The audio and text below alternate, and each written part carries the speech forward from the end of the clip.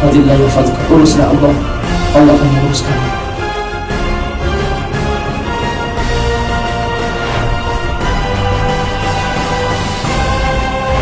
Assalamualaikum warahmatullahi wabarakatuh.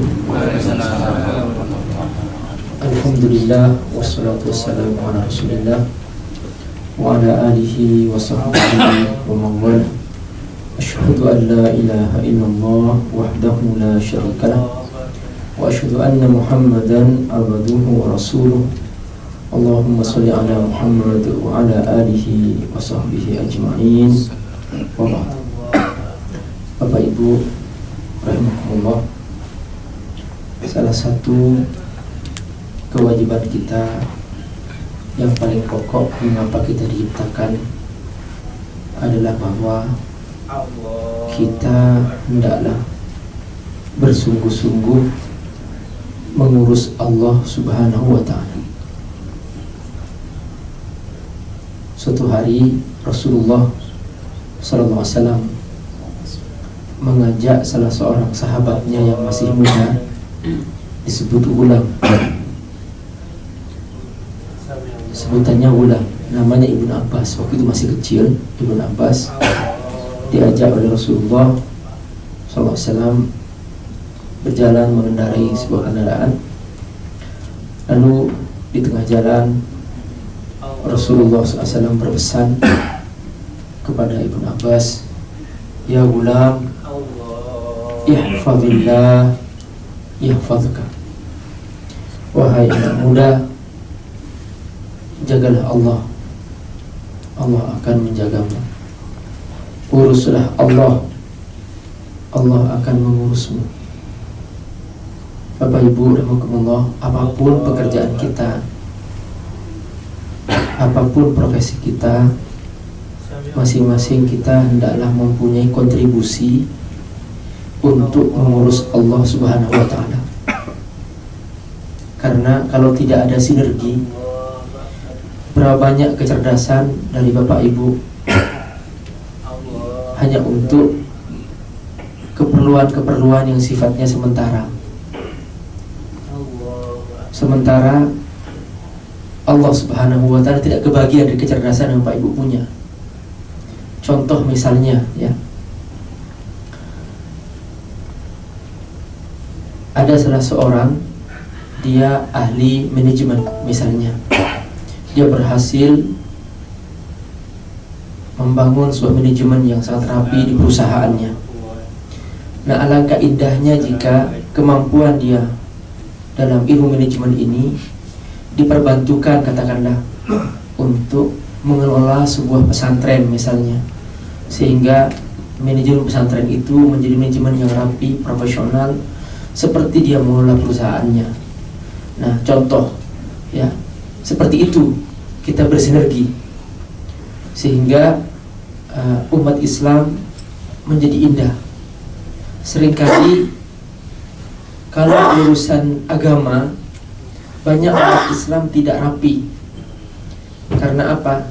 Karena rata-rata yang mengurus urusan pesantren, urusan lembaga penghafal Quran dan sebagainya, itu ya orang-orang yang tidak punya latar belakang manajemen, sehingga mereka tidak rapi manajemennya. Kalau datang ke sana jorok, tidak bersih, tidak ya terurus. Bandingkan kalau Bapak Ibu, contoh misalnya ya, datang coba ke pabrik ya, pabrik LG, pabrik Epson. Saya kemarin ngisi di sana pengajian. Pabrik yang tempatnya sampah, tempat segala yang terbuang di situ menjadi rapi bersih. Dalam pikiran saya, ternyata pabrik yang sebenarnya adalah banyak limbah di situ kok malah bersih. Pesantren yang tempat orang menghafal Quran kok malah tidak teratur dan sebagainya. Nah, betapa Bapak Ibu yang punya ilmu manajemen, ilmu kemampuan untuk memanage, coba bagaimana disumbangkan itu supaya urusan Allah ini semakin menarik gitu. Sebab akhir-akhir ini ya urusan Allah semakin tidak menarik. Akhirnya yang bikin menarik itu adalah urusan-urusan dosa. Urusan maksiat rapi, urusan tempat-tempat dosa rapi, menarik, iklannya luar biasa, di televisi luar biasa. Urusan dosa, ya, coba urusan penampilan aurat saja ini sudah menjadi menghebohkan. Kenapa? Karena mereka memanage juga rapi dan sebagainya. Sementara urusan menghafal Quran, urusan belajar ilmu Allah itu semakin tidak menarik. Kenapa? Karena tidak ada orang yang manage menjadi suami yang menarik gitu. Nah, itulah yang ingin saya usulkan kepada Bapak Ibu ya. Mari kita bersinergi bagaimana supaya urusan Allah ini semakin diminati oleh banyak orang. Allah yang mengurus langit dengan rapi, Allah yang mengurus bumi dengan rapi, semakin tidak diminati sekarang. Setan yang tidak pernah menciptakan manusia, yang tidak pernah menumbuhkan pohonan, tidak pernah memancarkan air, malah peminatnya semakin banyak sekarang. Itu setan sudah jelas buruk, itu malah peminatnya semakin banyak, semakin dihebohkan, semakin dipasarkan dan seterusnya. Nah, Allah yang mengurus langit dan bumi malah semakin tidak diikuti petunjuk-petunjuknya. Apa kata Allah haram malah dikerjakan, apa kata Allah kerjakan malah tidak dikerjakan. Sementara setan seluruh ajakan-ajakannya didukung, kemudian dipromosikan, dibesar-besarkan, dimediakan dan ditayangkan secara langsung. Nauzubillahi min dzalik. Apakah seperti itu? Nah, barakallahu, ayo mulai sekarang masing-masing ya, apapun kemampuannya. Ya mungkin datang pada salah seorang ustadz, kepada yang mungkin ada ustadz punya pesantren, punya apa, Pak Ustadz, apa yang perlu saya perbantukan? Saya punya kemampuan ini, saya punya kemampuan ini. Pikiran, kemudian kemampuan manajemen. Jangan sampai kemampuan Bapak Ibu, kesehatan Bapak Ibu hanya untuk ya kepentingan-kepentingan sesaat yang kita hanya untuk makan sebagainya. Nah, bagaimana supaya Allah semakin terurus? Bagaimana Allah semakin diminati banyak orang? Ayo kita bersinergi sekarang. Nah, ini pesan yang saya teringat dari hadis Rasulullah SAW kepada salah seorang anak muda, yaitu bernama Ibnu Abbas. Rasul bersabda, ihfadillah yahfadka, uruslah Allah, Allah akan mengurus kamu. Itu sebagai pembukaan. Mudah-mudahan Bapak Ibu Allah, ayo kita berlomba-lomba membuat ajaran-ajaran Allah semakin menarik, semakin diminati banyak orang, sehingga di muka bumi ini semakin banyak orang yang ikut Allah. Sungguh barakallah, jumlah penduduk bumi 7 miliar, baru 1,3 miliar yang beriman kepada Allah Subhanahu wa ta'ala. Itu pun juga Bapak Ibu Allah, dari 1,3 miliar itu hanya sekian persen yang bersungguh-sungguh ikut Allah. Bapak Ibu kalau ingin tahu, coba adakan penelitian ya, adakan survei, coba berapa persen yang ikut sholat berjamaah di waktu subuh di masjid. Coba survei itu, kalau memang Bapak Ibu ingin tahu bahwa ternyata Allah semakin tidak diminati. Nah, salah satu hal penting juga bahwa yang ingin saya ceritakan di sini, di zaman Rasulullah SAW, para sahabat berlomba-lomba mengurus Allah SWT, dan mereka sesuai dengan kemampuannya masing-masing. Mereka menginfakkan dirinya untuk Allah SWT. Yang punya harta langsung infakkan hartanya, yang punya ilmu dia infakkan ilmunya, dan seterusnya. Contoh misalnya seorang sahabat yang bernama Utsman bin Affan, yang Allah kasih kekayaan luar biasa. Setiap Rasulullah mengumumkan bahwa sangat dibutuhkan dana untuk sebuah perjalanan pergi berperang di jalan Allah, maka langsung Utsman bin Affan berdiri dan dia kemudian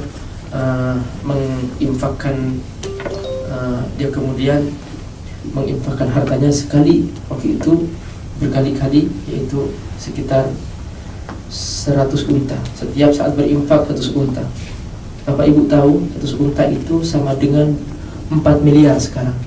Jadi kebanggaan orang Arab, harta yang paling bangga punya 100 unta. Jadi ciri orang kaya pada waktu itulah orang yang punya 100 unta.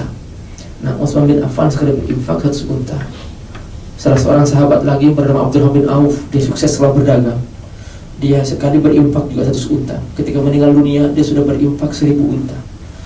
Nah, sebagian sahabat dia ahli di bidang kepanglimaan perang, maka dia minta ke Rasulullah SAW untuk selalu dipilih sebagai panglima perang. Seperti Khalid bin Walid, dia tidak pernah menolak ketika diminta untuk menjadi panglima perang. Sampai satu hari ditawarkan kepadanya, wahai Khalid, pilih antara kamu bersama seorang istri yang paling cantik di malam pertama, atau kamu berangkat menuju medan tempur di tempat yang sangat gelap, di musim yang sangat dingin, di hadapan musuh yang paling kuat. Mana yang kau pilih? Kata Khalid, aku pilih yang kedua. Perhatikan, pahalanya sama. Yang ini juga beribadah itu beribadah. Kata Khalid, aku pilih yang kedua. Perhatikan, dia tidak berpikir bahwa aku bersenang-senang, tidak. Maka dia berpikir bagaimana aku mengurus Allah Subhanahu wa ta'ala sesuai dengan kemampuannya di situ. Dan Khalid tidak pernah menyerah dan tidak pernah menolak ketika diberi tugas seperti itu. Ada salah seorang sahabat yang dia itu tidak punya kemampuan banyak apa-apa. Dia hanya bisa mengobati orang-orang yang luka. Maka dia setiap ada orang luka dari para sahabat, dia langsung mengobatinya setiap pulang perang dan seterusnya. Ada salah seorang wanita, dia ini ingin menginfakkan apa yang dia punya. Dia kalau soal ibadah sudah maksimal para sahabat, baca Qur'annya sudah maksimal, sholat itu untuk dirinya sendiri. Itu untuk diri sendiri, sholat tahajud itu untuk diri sendiri. Nah sekarang yang untuk Allah mana? Artinya yang untuk diinfakkan mengurus Allah mana? Nah di situ mereka berpikir. Kalau soal ibadah mereka sudah maksimal, soal mereka berdakwah mereka sudah maksimal, tapi yang mereka pikirkan apa yang harus mereka hadiahkan untuk Allah Subhanahu. Nah ada salah seorang wanita, dia melihat wanita-wanita yang lain ada yang berlomba-lomba menghafalkan hadis, dan kemudian mereka meriwayatkan kepada sahabat-sahabat, dan sampai kemudian dengannya hadis menyebar. Ada yang juga mengobati para sahabat yang terluka karena habis perang dan seterusnya. Nah ini wanita ini berpikir, aku sudah tua, menghafal aku tidak sanggup, untuk mengobati para mujahidin dan luka pun juga aku tidak mampu. Akhirnya dia berpikir, apa yang harus aku infakkan untuk Allah, apa yang harus aku buktikan bahwa aku mengurus Allah. Dia mikir 24 jam, terus akhirnya mencari. Akhirnya dia menemukan bahwa ternyata Masjid Nabawi tidak ada yang menyapu. Maka sejak itu kemudian dia mengumpulkan dari pelepah kurma, dia kumpulkan, diikat menjadi sapu, dan dia bersihkan Masjid Nabawi. Dia bersihkan menjadi sebersih-bersihnya. Rasulullah sangat bahagia melihat Masjid Nabawi bersih, subhanallah. Dan suatu malam, setelah sekian lama dia bekerja di situ, suatu malam Rasulullah SAW sedang melakukan istirahat, dan wanita ini meninggal dunia di malam itu. Para sahabat takut mengganggu Rasulullah SAW. Rasul tidak diberitahukan malam itu, dan langsung wanita ini dikuburkan. Pagi harinya Rasulullah SAW melihat masjid kok kotor, tidak seperti biasanya. Rasulullah SAW tanya, mana itu wanita yang suka menyapu masjid ini? Mana itu wanita itu? Sahabat memberitahukan bahwa Rasulullah tufiyatil barihah, tadi malam meninggal dunia. Kali itu aku takut mengganggu untuk membangun engkau, Rasulullah SAW. Sudah kami kuburkan. Kata Rasulullah SAW, dullani ala maqbaratiha, tunjukkan mana kuburannya, tunjukkan. Akhirnya Rasulullah SAW datang kepada kuburannya. Rasulullah berdoa kepada Allah. Lalu Rasulullah SAW bersabda, kanat maqbaratuha muzlimah, tadinya kuburannya gelap, fa'adha'ahu Allah binurihi, Allah memancarkan cahayanya, bisolati alaihi, karena aku mendoakannya. Subhanallah, perhatikan keunggulan mengurus Allah Subhanahu wa ta'ala, sekalipun hanya dengan menyambut masjid, menjadi bagian daripada kemuliaan seseorang. Perhatikan, jadi itulah sifat-sifat seperti ini. Ayo kita punya kecerdasan, kita punya kemampuan, kita punya keahlian. Jangan sampai keahlian itu hanya kita gunakan untuk yang sifatnya duniawi. Bagaimana ini gunakan, kita sinergikan untuk mengurus Allah SWT. Cari lapangan-lapangan amal soleh yang sangat luar biasa itu. Nah inilah yang harus Bapak Ibu, ayo kita bersinergi. Nah, dan sungguh saya melihat banyak para ustadz, ya mereka tidak mengerti. Ustadz kan hanya bisa mengajar, bisa apa, dia buka pesantren apa adanya. Ya mungkin dia butuh ilmu manajemen, dia butuh ilmu administrasi yang rapi dan sebagainya, sehingga pesantrennya asal-asalan, kayak tidak rapi dan sebagainya. Mereka membutuhkan orang-orang yang ahli di bidang kerapian itu. Nah itulah mungkin yang perlu Bapak Ibu saya ceritakan. Mudah-mudahan itu semua menjadi gugahan, sehingga kita semua menjadi orang-orang yang bermanfaat, tidak hanya dalam urusan dunia kita, tapi juga dalam akhirat kita. Alhamdulillah. Sekarang kita akan bahas ayat 11 dari surah Al-Mujadilah. Saya bacakan. A'udzubillahi minasyaitonirrajim. Bismillahirrahmanirrahim. Ya ayyuhalladzina amanu لكم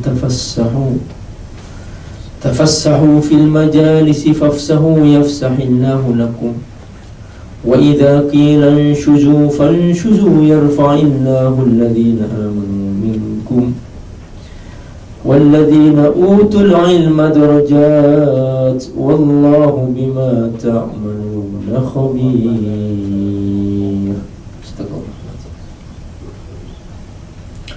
Ini ayat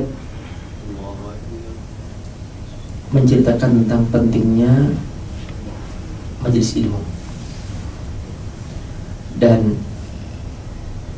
pada waktu itu di zaman Rasulullah SAW, mereka kalau mendengar ada majelis ilmu, tempat tidak muat, karena mereka tahu kemuliaan majelis ilmu. Berbeda dengan sekarang. Kalau majelis ilmu itu tempatnya kelebaran, karena orang berlomba-lomba meninggalkannya itu persatu. Tapi kalau di zaman Rasulullah SAW, kalau mereka mendengar majelis ilmu, mereka berlomba-lomba. Sampai-sampai Rasulullah SAW hampir-hampir tidak kebagian tempat. Jadi sampai Allah perintahkan perluas sedikit sehingga Rasulullah SAW kebagian tempat. Seperti itulah para sahabat berlomba-lomba, mereka mengejar keutamaan majelis ilmu. Dan mereka hanya punya dua pilihan. Kalau ada perang, mereka ikut perang. Kalau tidak ada perang, mereka majelis ilmu. Tapi kadang-kadang sebagian mereka dibagi dua, sebagian ikut perang, sebagian majelis ilmu. Hanya dua. Dan ini perintah Allah SWT. Wa ma kana al-mu'minuna liyanfiru kafa falawla nafara min kulli firqatin ta'ifatun minhum yatafaqahu fid din wa liyunziru qawmahum idza raja'u ilaihim la'allahum yahdurun. Allah firman, pilihan dua. Jangan semuanya pergi ke medan perang. Harus ada sebagian yang duduk belajar menjaga ilmu Allah Subhanahu wa ta'ala. Perhatikan, menjaga ilmu Allah Subhanahu wa ta'ala. Sekarang ini ilmu Allah semakin punah. Orang semakin tidak suka belajar ilmu Allah. Kalau Bapak Ibu coba adakan seminar, bagaimana, ayo kita hadir sebuah seminar, bagaimana dalam sehari Anda bisa kaya. Bayar 1,5 juta per orang biayanya. Itu yang hadir banyak sekali. Masya Allah. Lihatlah training leadership segala macam. Masya Allah. Kalau untuk urusan cepat kaya, cepat ini luar biasa pengikutnya yang terbanyak.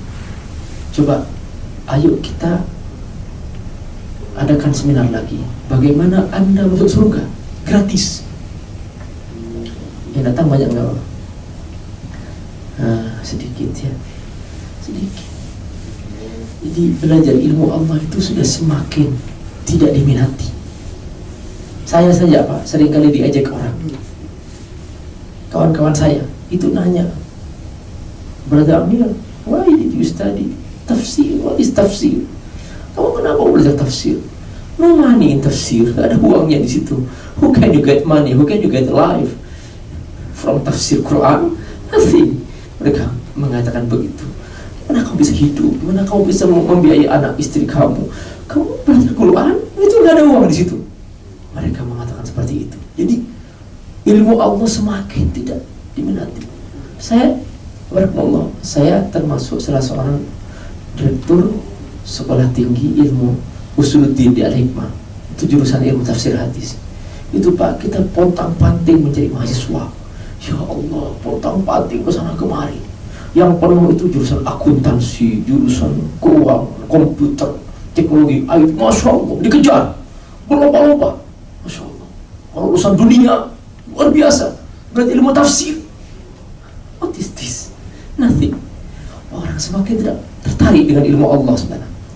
Nah inilah perbedaan situasi antara di zaman Rasulullah SAW dengan di zaman sekarang. Sekarang ini orientasi bagaimana orang menyelamatkan perut, jangan sampai lapar.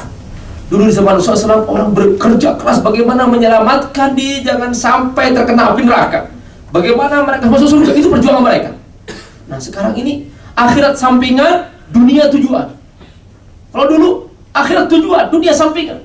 Ternyata apa? Semakin mereka mengurus akhirat, semakin diberkahi oleh Allah Subhanahu wa ta'ala. Allah berjanji. Apa kata Allah Subhanahu wa ta'ala? Allah dalam Quran, dalam suatu ayat Allah telah menegaskan bahwa walau anna ahlul qura amanu wattaqaw lafatahna alaihim barakatim minas samai wal ard walakin kadzabu fa akhadnahum bima kanu yaksibun. Seandainya penduduk sebuah negeri mereka bersungguh-sungguh ikut aku, kata Allah, aman, mereka bersungguh-sungguh bertakwa kepadaku, amanu takwa. Allah tidak minta banyak persyaratan. Allah tidak mengatakan seandainya penduduk sebuah negeri banyak profesornya di bidang ekonomi, di bidang bisnis, di bidang politik, banyak doktornya di bidang dunia komputer, IT. Allah nggak minta itu. Kata Allah, cukup aku butuh amanu wa taqwa, beriman kepadaku, bertakwa kepadaku. Apa kata Allah? La fatahna alaihim barakatim minas sama'i wal ard. Aku yang bertanggung jawab, kata Allah, akan aku buka pintu keberkahan dari langit dan akan aku buka pintu keberkahan dari bumi. Dan benar Pak, di zaman Rasulullah SAW para sahabat bukan profesor doktor di bidang politik. Mereka tidak pernah kuliah. Mereka bukan profesor di bidang ekonomi, tidak. Mereka bukan tamatan universitas. Rasulullah wafat diganti Abu Bakar Siddiq. Abu Bakar Siddiq memimpin, tidak pernah belajar politik. Abu Bakar meninggal diganti Umar. Umar juga bukan tamatan sebuah universitas tentang politik. Ternyata apa? Subhanallah, ketika Allah berjanji di zaman Khalifah Umar, puncak keemasan Islam, Allah buka kota-kota, Allah buka negeri-negeri. Sampai-sampai ketika Allah buka, luar biasa, banyak para sahabat yang ternyata menemukan sesuatu yang di luar kemampuan mereka. Contoh misalnya di zaman Rasulullah SAW, Allah buka Khaybar. Khaybar ada 11 benteng, tempat berpusatnya kaum Yahudi. Di situ benteng Yahudi nih Pak. Kalau sudah mereka bikin benteng, di dalamnya itu ada semuanya. Mereka tidak perlu keluar. Di situ ada pasar, di situ ada air, di situ ada sawah, di situ ada pertanian, di situ semuanya ada dalam benteng itu. Jadi mereka tidak perlu keluar. Sudah, mereka aman di situ. Nah, jadi ada 11 benteng. Allah buka Khaybar dengan pertolongan Allah, Saudara. Begitu mereka membuka 11 benteng, mereka menemukan senjata-senjata yang para sahabat tidak tahu cara memakainya. Saking canggihnya senjata itu, sahabat kaget. Allah, kata mereka, ini apa? Gimana cara memakainya? Sahabat bingung, saking canggihnya. Perhatikan. Jadi ketika Allah berjanji untuk membuka keberkahan itu, Allah kasih sesuatu yang di luar kemampuan mereka. Nah, inilah keberkahan namanya. Terus berlanjut keterbukaan itu sampai kemudian dibuka oleh Allah di zaman Khalifah Abu Bakar Siddiq, semakin melebar, semakin Khalifah Umar dan mencapai puncaknya. Khalifah Umar keliling seluruh negeri. Allah buka kekayaan alam luar biasa. Allah memberikannya tak terhingga, zakat melimpah. Sampai-sampai Khalifah Umar menggendong dari Baitul Mal, mencari dari rumah ke rumah, ketok pintu. Man yuridu zakat, siapa yang butuh zakat? Semua mengatakan, la ya Umar, kafana, kami sudah cukup. Umar keliling sendiri sebagai seorang pemimpin negara ketika itu. Umar mencari seperempat dunia dipilih Umar. Umar ngecek, Umar kumpulkan seluruh wilayah. Umar cari siapa, tolong data siapa yang masih butuh zakat. Semua merasakan cukup ketika itu. Perhatikan, mereka bukan ahli ekonomi, mereka mau ahli bisnis. Mereka hanya mengurus Allah. Yang penting jangan sampai manusia ini jangan sampai kelaparan.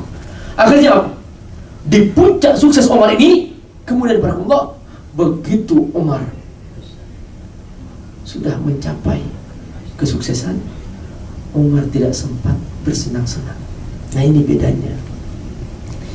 Umar setiap hari makan roti kering. Roti kering, Bapak Ibu tahu roti Arab. Roti Arab itu bundar Pak. Dia itu kalau kering keras, kalau kena kepala benjol. Itu roti, tapi tidak basi. Tapi cara melembutkannya, dia cukup untuk disemprot dengan air, di air, terus kemudian diletakkan di api, dia lembut lagi. Nah, Umar makan roti itu yang sudah berkali-kali dihangatkan. Umar menggigitnya dengan alot. Suatu hari sang anak datang bernama Abdullah bin Umar, melihat sang ayah kayaknya kesulitan menggigit roti itu. Dia mengatakan, ayah, aku datangkan makanan yang lezat, aku berikan kepadamu makanan yang empuk. Lalu kata Umar apa? Sini, aku ajarkan kamu cara bikin makanan yang empuk. Umar cerita, kambing baru lahir, langsung kamu sembelih, dagingnya yang empuk itu masih lembut, langsung kamu masak, langsung kamu siramkan susu, lalu kamu hangatkan, lalu kamu kasih bumbu, dan lalu kamu akan roti yang empuk. Tahu kan? Iya, saya tahu cara menikmati dunia. Saya tahu kalau ini aku bersenang-senang, tapi aku takut kalau sampai nafsuku ini merasakan kelezatan dunia lalu lupa kepada Allah. Aku takut kalau sampai nafsuku ini bersenang-senang dunia lalu lupa pada akhirat. Sengaja aku makan yang seperti ini supaya nafsuku ini tidak punya kesempatan bersenang-senang dunia. Benar, ternyata benar, Pak. Saya kasih contoh ya. Contoh misalnya, Bapak kalau punya televisi di rumah, sampai di rumah Bapak ingin nongkrong depan televisi dan ingin nonton, dan Bapak kalau kemudian pegang sudah remote, Bapak pindah channel ke channel itu berjam-jam, itu akan terus tidak pernah berhenti. Mungkin sampai terlambat tidur, mungkin sampai istri manggil berkali-kali nggak dengar mungkin, dan seterusnya, saking terlena dengan tontonannya. Padahal nggak ada dipikir juga, kalau kita nggak menonton juga nggak sedih, juga nggak rugi. Nah, coba sekarang Bapak langsung jual tuh TV dan kosongin rumah dari TV. Ternyata Bapak akan lebih tidur teratur, anak-anak juga tidur teratur, dan ternyata tidak merasa rugi dengan tanpa TV itu. Perhatikan. Jadi dunia itu seperti itu. Kalau diturutin, dia akan terus manja. Karena itu nafsu. Apa kata para penyair mengatakan mereka, an-nafsu katif. Jiwa itu seperti anak kecil. Intuhmilhu syabba ala hubbiradha. Kalau kamu lanjutkan, dibiarkan untuk anak menyusu, dia akan terus menyusu. Wa in taftimhu, tapi kalau kamu tarik dia, langsung lepaskan dia, paksa, dia menangis, dia menjerit, dia meronta-ronta, tapi dia akan berhenti. Sama dengan seperti itu. Maka Umar ternyata di puncak sukses, bukan dia bersenang-senang, tapi dia memilih hidup yang sederhana. Dan ternyata Pak,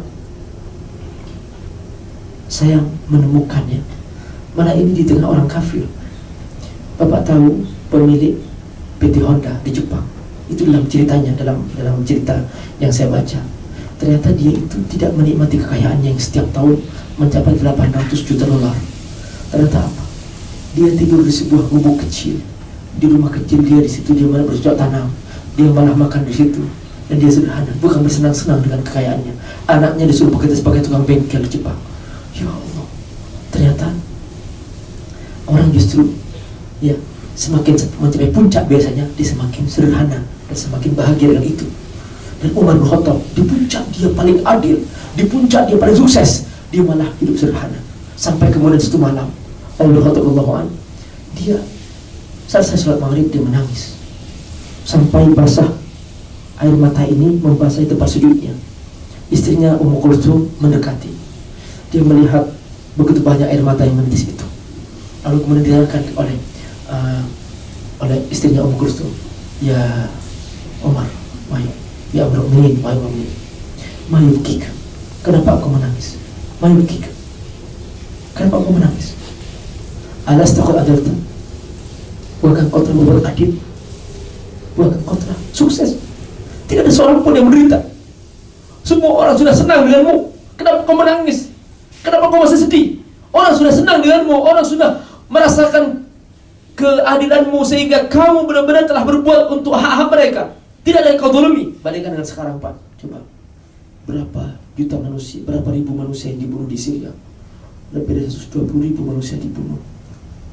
Kemudian di Mesir dibakar hidup-hidup, lebih dari 8.000 mereka dibunuh. Coba perhatikan. Dan mereka tidak pernah menangis. Mereka malah berbangga-bangga dengan dosa-dosa itu. Ini Umar di puncak keadilannya, di puncak suksesnya sebagai seorang pemimpin. Dia menangis setiap salat maghrib.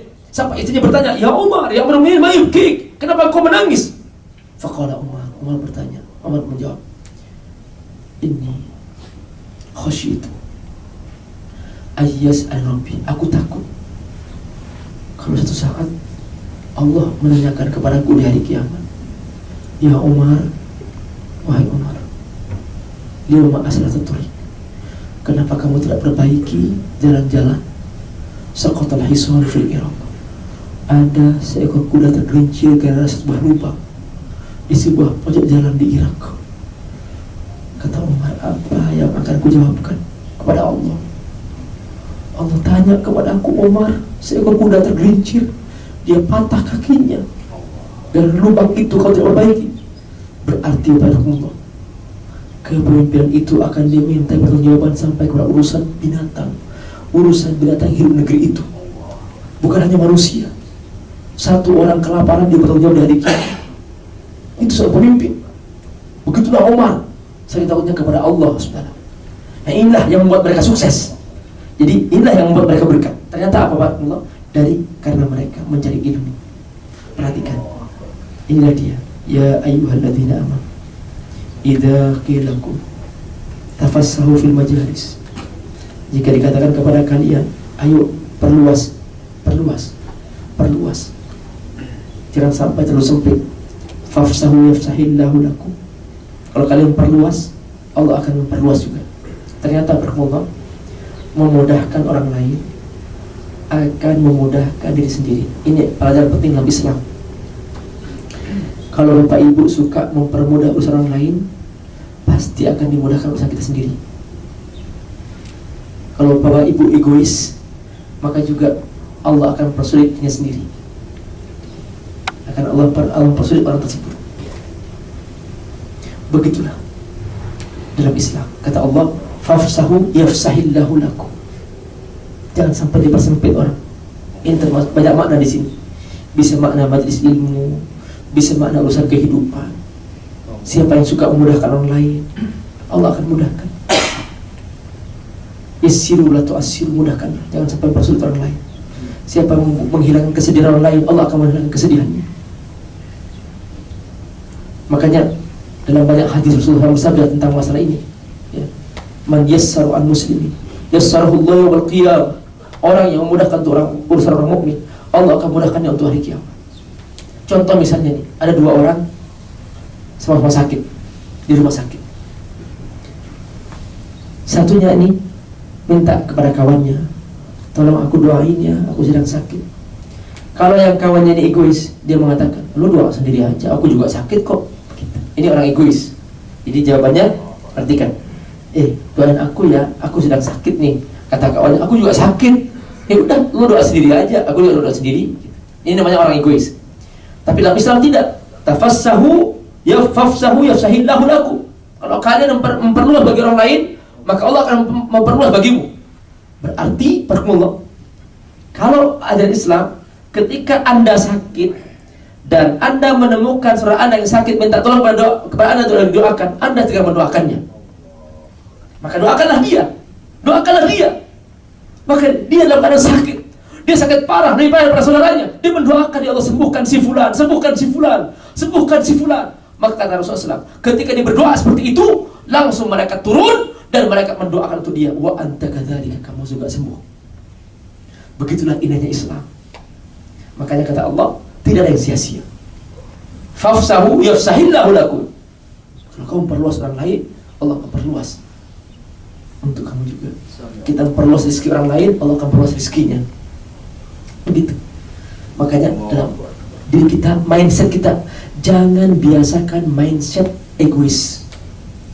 Jangan membiasakan diri mindset individualisme. Tapi biasakanlah mindset untuk membantu orang lain. Aku punya apa? Bantu orang lain, menyerang mereka. Maka Allah akan memudahkan urusan kita. Dan Allah menjamin seperti ini. Wa idza qila anshuzu fansuzu yarfa'illahu alladhina amanu minkum walladzina utul ilma darajat wallahu bima ta'maluna khabir. Kemudian di sini ketika dikatakan kepadamu agar kamu bangun di tempat duduknya, ayo bangun. Kemudian di sini maksudnya apa? Kalau seumpama ada orang ini barakallah, ini menghormati majelis ilmu. Sekarang ini Pak, barakallah, ilmu Allah semakin dianggap tidak penting. Kemudian orang-orang yang mengajarkan ilmu Allah semakin direndahkan dan diremehkan. Akibatnya apa? Akibatnya sekarang para ulama semakin tidak dihargai ilmunya.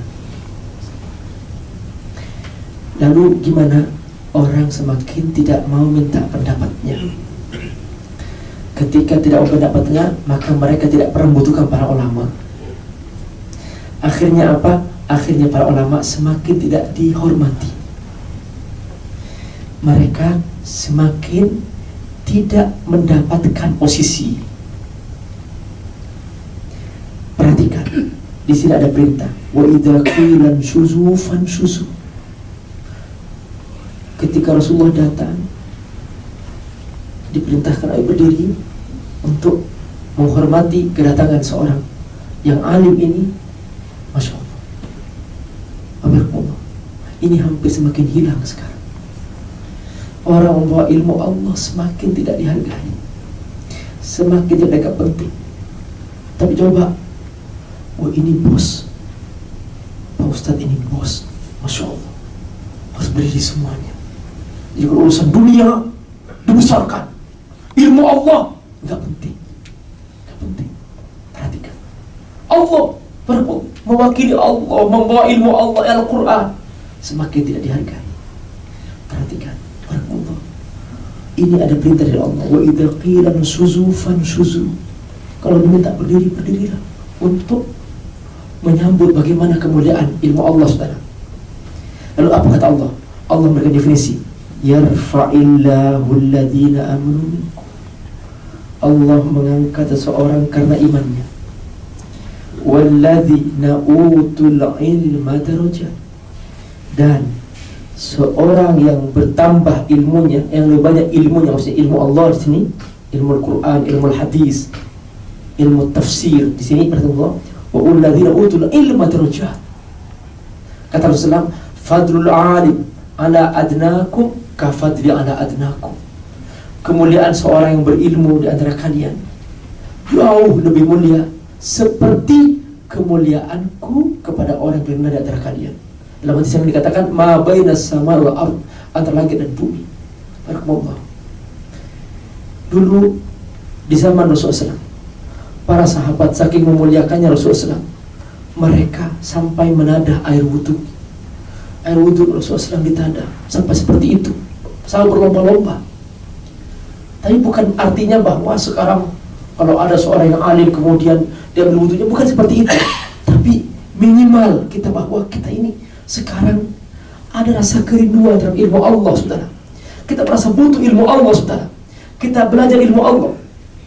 Perhatikan barakallah, ini bahasa Arab, ilmu Allah, saudara. Nah kita ingin dijelaskan nih makna bahasa Arabnya apa. Nah kita ini belum pernah belajar bahasa Arab, katakanlah. Apakah kemudian kita ini yang sudah jarang-jarang belajar bahasa Arab pun juga belum mengerti, kemudian kita tidak merasa butuh dengannya? Ayo kita minimal kita meluangkan waktu, mengejar, memburu. Ada rasa rindu, ingin hadir kepada ilmu itu. Ada perasaan bahwa ini ilmu Allah, aku kejar, dimanapun aku kejar. Datang ke situ agar terasa perjuangan kita, agar ada pengorbanan di situ. Karena apa kata Allah? Kedudukan mencari ilmu Allah sama dengan kedudukannya sedang berperang dengan Allah SWT. Nah inilah makna kata Allah, yarfa'illahu alladhina amanu minkum walladzina utul ilma darajat. Lalu kemudian kata Allah apa? Allah Subhanahu wa taala akan memberikan balasan yang tak terhingga kepada mereka yang bersungguh-sungguh mengejar ilmu Allah Subhanahu wa taala. Wallahu bima ta'maluna khabir.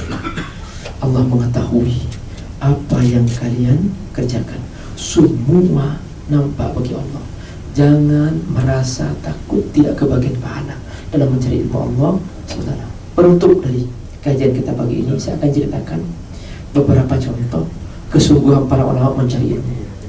Yang pertama, ada salah seorang ulama bernama Imam Al-Muzani, muridnya Imam Syafi'i. Beliau membaca kitab Ar-Risalah karya Imam Syafi'i, satu buku tebal isinya tentang dokumentasi usul fikih, ditulis Imam Syafi'i Ar-Risalah. Beliau membacanya sampai 100 kali. Imam Al-Andalusi, dia salah seorang ahli tafsir.